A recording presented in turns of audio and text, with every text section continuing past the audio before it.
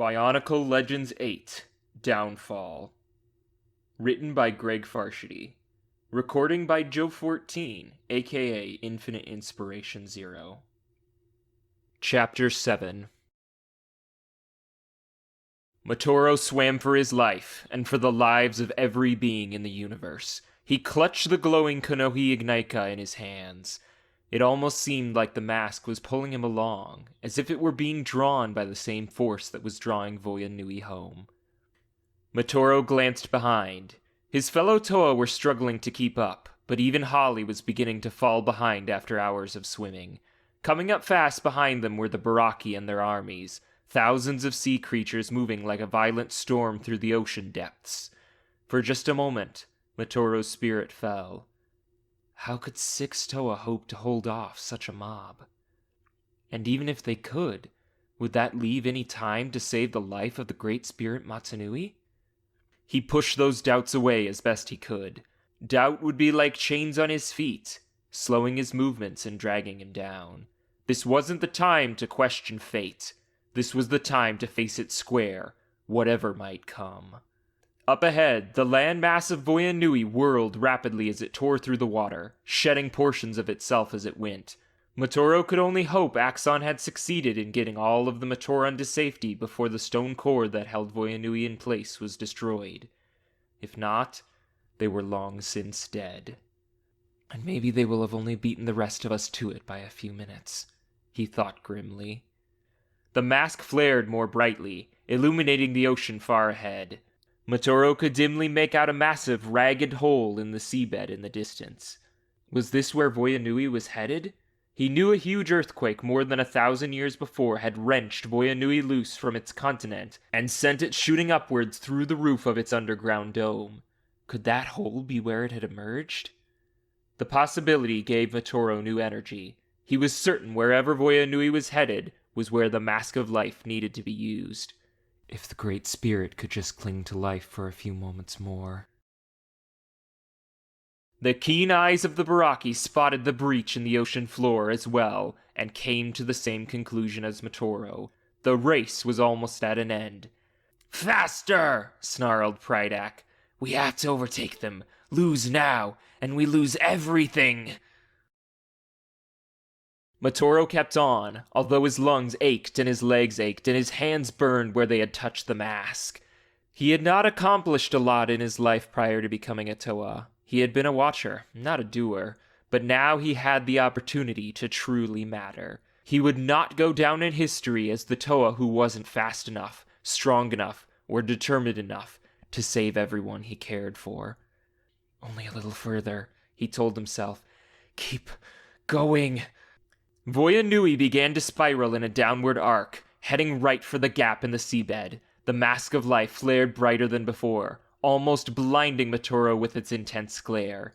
And then, it suddenly went dark. Matoro stopped so abruptly he almost dropped the mask. He felt as if something had been ripped out of his body. Even as a Toa of ice, he had never truly known what cold was, not until this moment, when all hope was gone. He knew. How, he couldn't say. But he knew. With the terrible clarity of someone who sees the end coming and cannot move, or scream, or stop the inevitable from happening. It was over. All of it. Over. The Great Spirit Matanui was dead. Far from the scene, the shattered body of Maxilos dragged itself upright. The Baraki had put up a good fight, and it suited him to let them have their moment of victory. The point had been to delay, not destroy them, and if the effort had proved more painful than anticipated, so be it. Suddenly, the dark presence within the shell of Maxilos felt the universe abruptly shift. At first, Maxilos could hardly believe it. It had really, truly happened at last. His hated brother, Matanui, had perished after over 100,000 years of his insufferable concern for the Matoran, his unfailing support of the Toa, and his insistence on light and truth and order. The Great Spirit was no more. Mata Nui is dead, he muttered to himself. Long live Mata Nui. He could imagine how the Toa Mahri were reacting. Shock? Disbelief? Anger? Maybe even resignation? Time had run out for them, and the universe. Toa had been defeated before over the course of history, it was true, but no defeat mattered more than this one. If things stayed as they were, the Mahri would go down in legend as failures, for the few days left in which legends could be created. But things cannot stay as they are, he said to himself. The universe, my universe, cannot be allowed to end like this. Mata Nui's weakness will not alter my plans. All of existence ends when I say it ends. Not before. He was too far away, and his new body too battered, to affect matters directly, and there wasn't time. Makuta had no choice but to count on the Toa Mahri to overcome their emotions and press on. Everything depended on them doing what Toa had always done, persisting long past the point any sane being would give up. They had to save the life of Mata Nui. The body of Maxilos shambled away, its occupant voicing a mental wish that the Great Spirit would survive. One might almost call his words a prayer, except that he was praying to himself. The other Toa Mahri had caught up to the stunned Matoro. They had all felt the abrupt shift in the fabric of existence. Even if they had not, one look at Matoro would have told them what had happened. The Baraki and their armies were still rushing headlong toward them. Mata Nui's life or death meant nothing to them, if they even sensed it. All they cared about was escape from the pit, even if there was nowhere left to which they could escape. In a minute, no more, the Toa would be engulfed by the oncoming force. We were too late, said Matoro in shocked tones. He's dead. We will be too pretty soon, said Hyuki, looking over his shoulder. The Baraki are desperate. Nothing's going to stop them now. Maybe we should destroy the mask, said Kongu. Make sure it doesn't fall into their hands. Even if it did, what would it matter now? Said Nuparu. No, Matoro said quietly. No. He looked at Jaller. It doesn't end this way. Not without one last try. Try? Try what? Said Kongu. The Great Spirit's dead. I don't know, said Matoro. All I do know is that I am holding a mask of life. That has to mean something. What if there's some way to bring him back? At one time, Jaller would have dismissed Matoro's words as insane.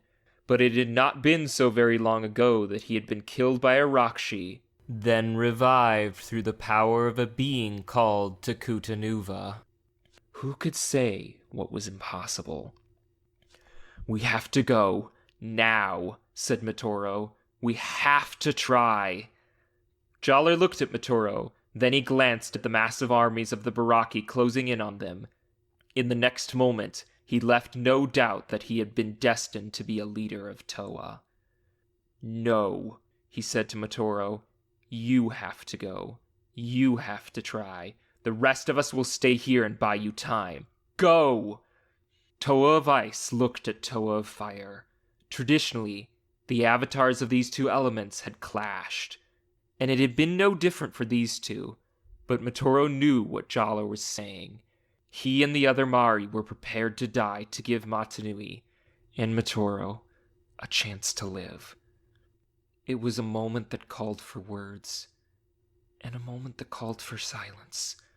Matoro reached out and shook Jaller's hand, both of them knowing it would be for the last time. Make sure to tell the new chronicler what happened here, said Hyuki. I'd hate to think we went through all this, and don't even get a legend out of it. And make sure they pick a good chronicler, said Holly, forcing a smile. Maybe a Komaturan, just to be different.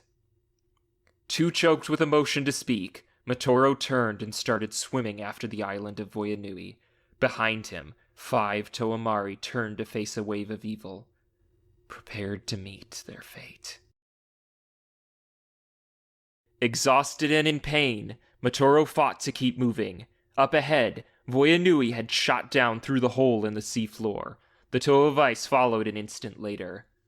The first shock was that there was light down here, provided by scattered lightstones like those used in Metru Nui. The second was that there was another hole far below, one whose shape matched that of Voya Nui perfectly. The gap was in the center of a landmass of enormous size, larger than anything Matoro had ever seen. The third was that this area was not flooded.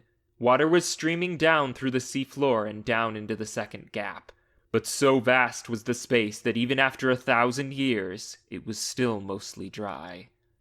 The southern continent, Matoro thought, eyes fixed on the land below.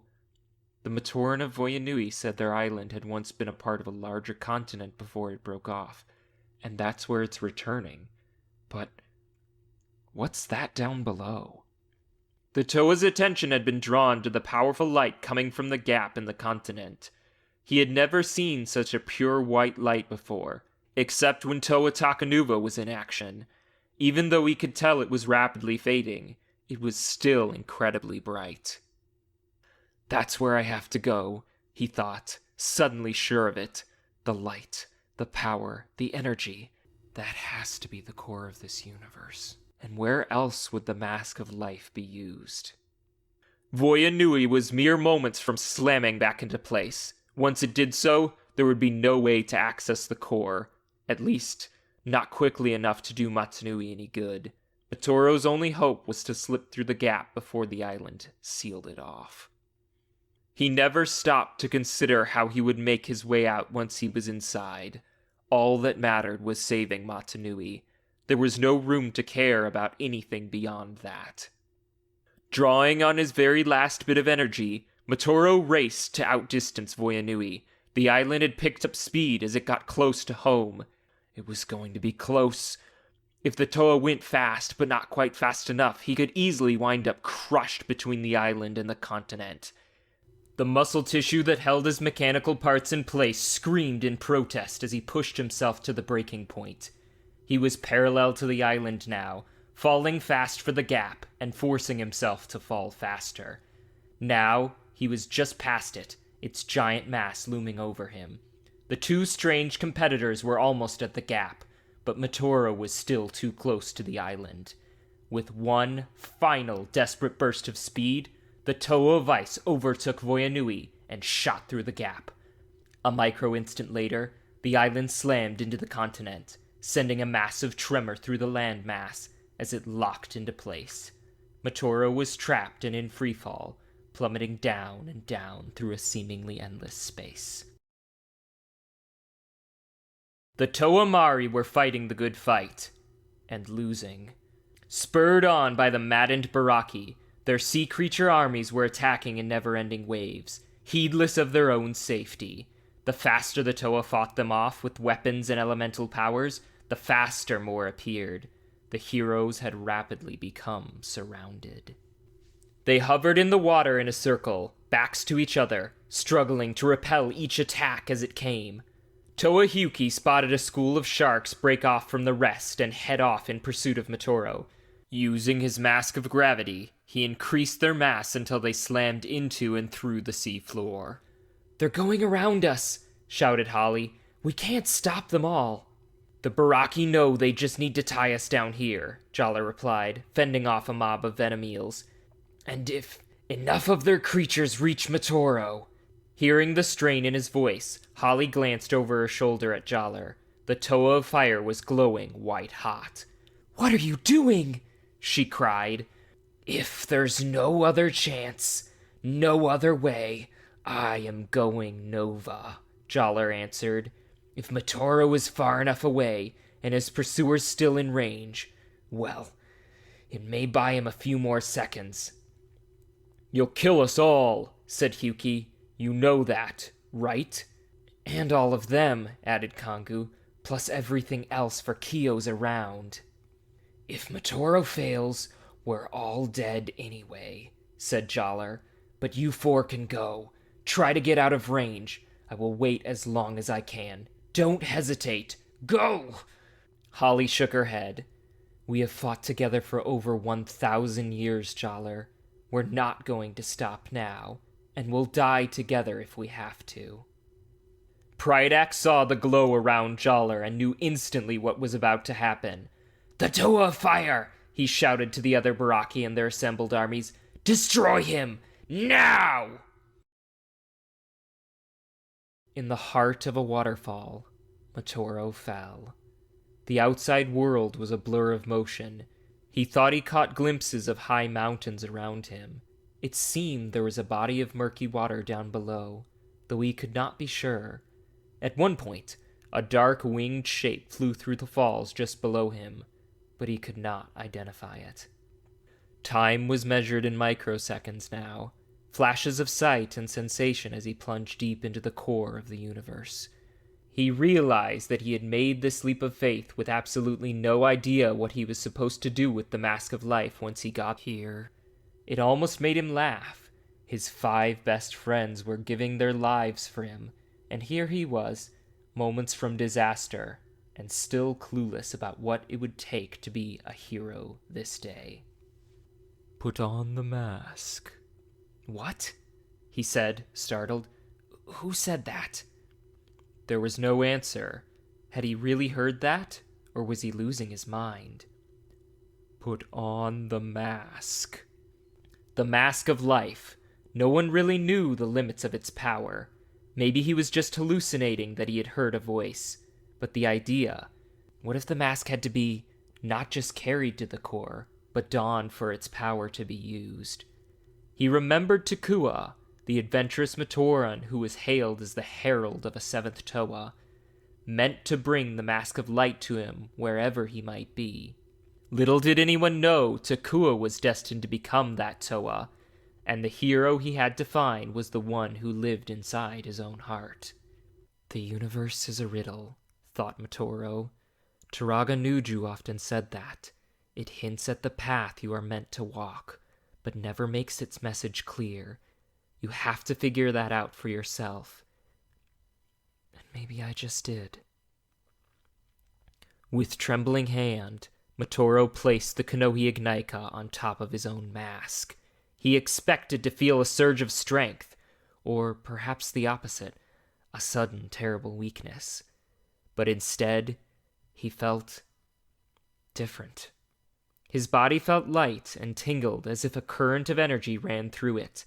He was falling still, but no longer tumbling out of control. His form was straight as an arrow, and headed for a target still unknown. Images flashed through Matoro's mind. He saw the creation of the Ignika, its millennia of waiting for the proper time to be used and the destined wearer. He saw it taken from its resting place once before, to be used to heal the Great Spirit, and he saw what happened to the one who wore it then. He didn't cry out, or protest, or rush to tear the mask from his face, nor did he waste a single moment in regret. He had never asked to become a Toa, or desired it, and the mantle of hero had never fit comfortably on his shoulders. But now he knew, and the knowledge brought peace. Nuju was right. The universe is a riddle, and today, I am the answer. His arms were thrust out in front of him. They were glowing now, little sparkles of light like the star field above the island of Metru Nui. His whole body was changing now, patterns of light swirling, energies being unleashed, as the Mask of Life drew forth the essence of the being called Matoro. Is this the end, then? He wondered. Is this what it feels like? Yes, he decided. This was death. This was the price the Ignika demanded for its use.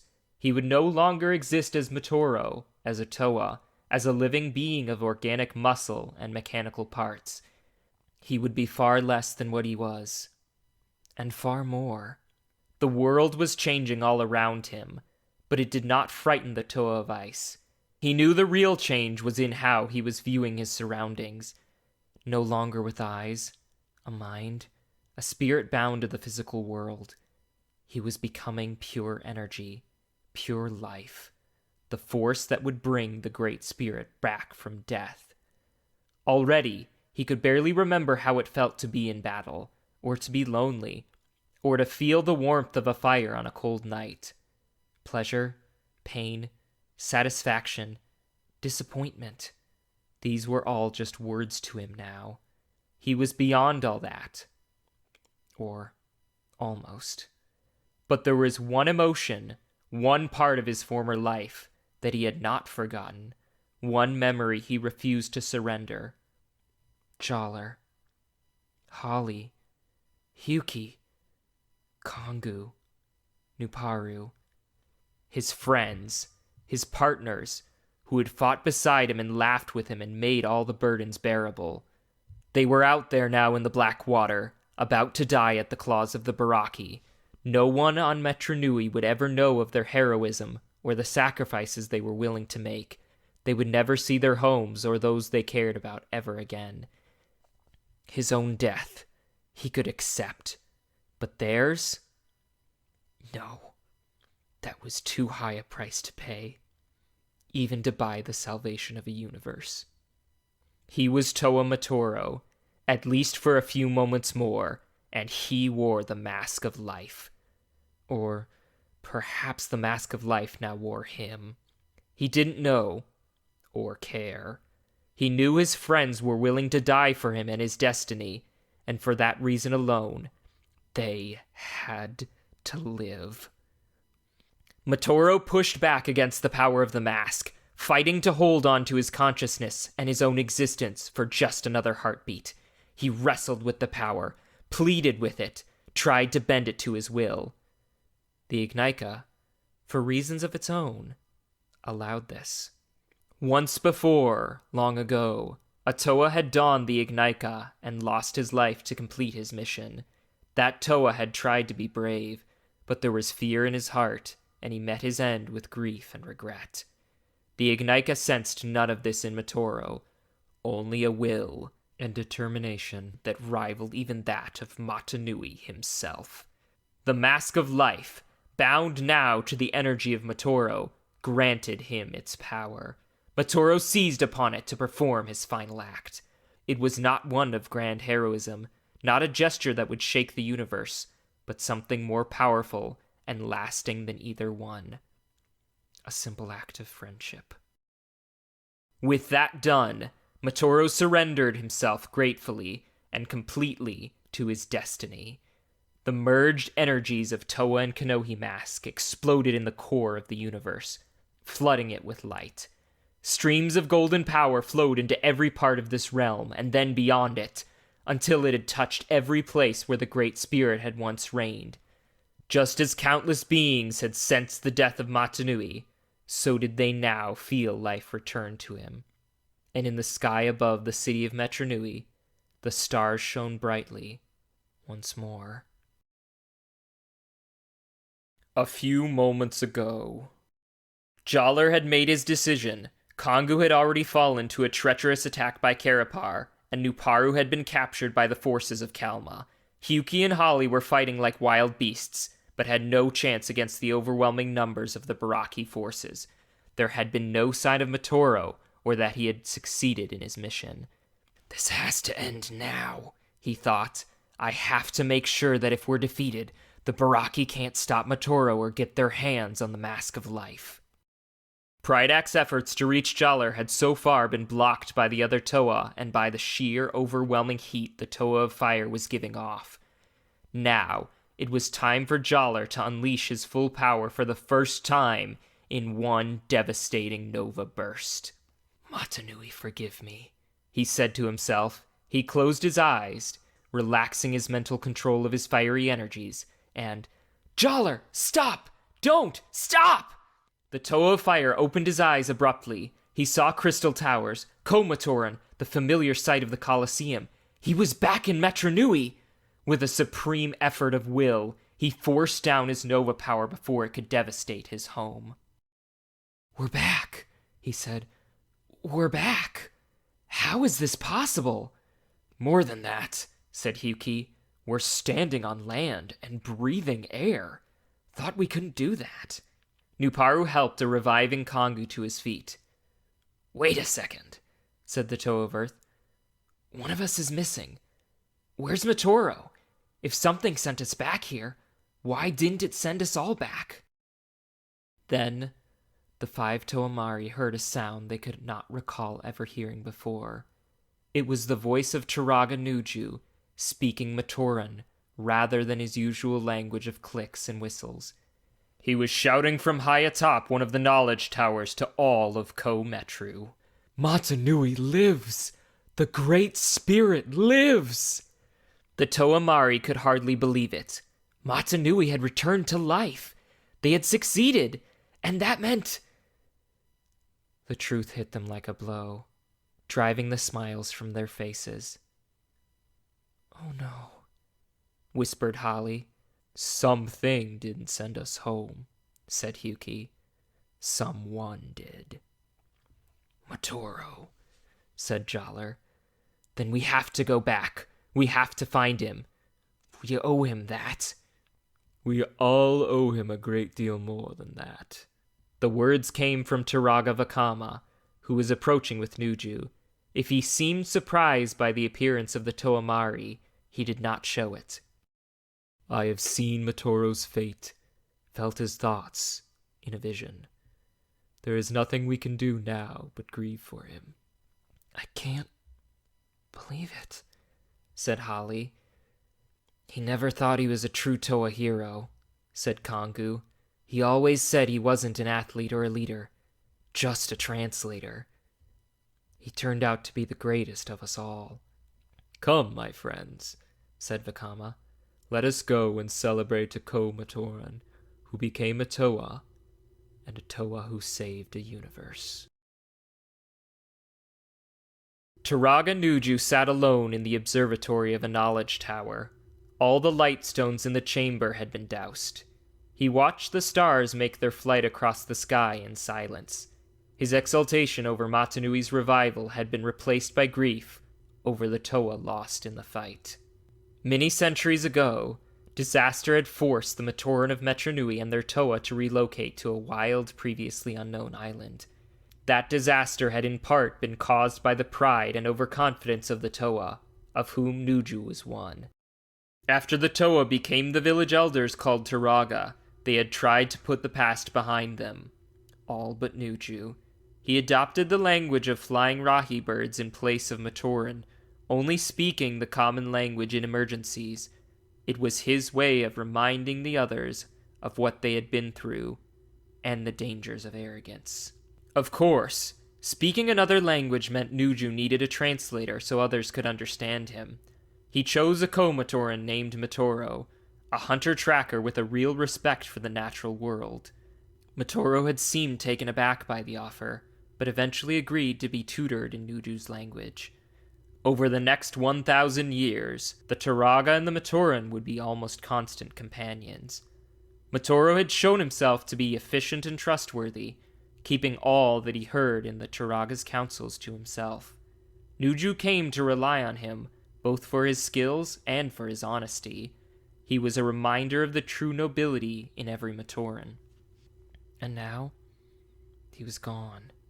The cold, analytical side of Nuju told him this was an acceptable exchange. 1 Toa for the life of the universe. It was, in fact, a small price to pay for such a monumental event. Feeling regret or sadness was not logical.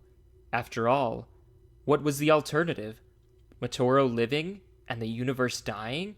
Would that have been better?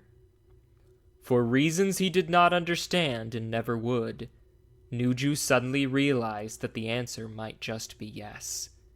What sort of great spirit required the death of a brave, noble hero for his survival? If a being as powerful as Mata Nui could not thrive without demanding such a sacrifice, then maybe existence needed to learn to get along without Mata Nui. Nuju sighed. No, that wasn't right. If Mata Nui was not worth saving, then Matoro had died for nothing. That he could not accept. He looked down from the observatory to the streets below. Most of the Matoran residents of the city had not heard about Matoro yet, only that their world was not going to end after all. They were rejoicing. Nuju felt even more detached from them than usual, for in his knowledge tower there would be no celebration. There would only be memories of a good translator, an honest Matoran, and, Nuju finally admitted, a lost friend. End of Chapter 7.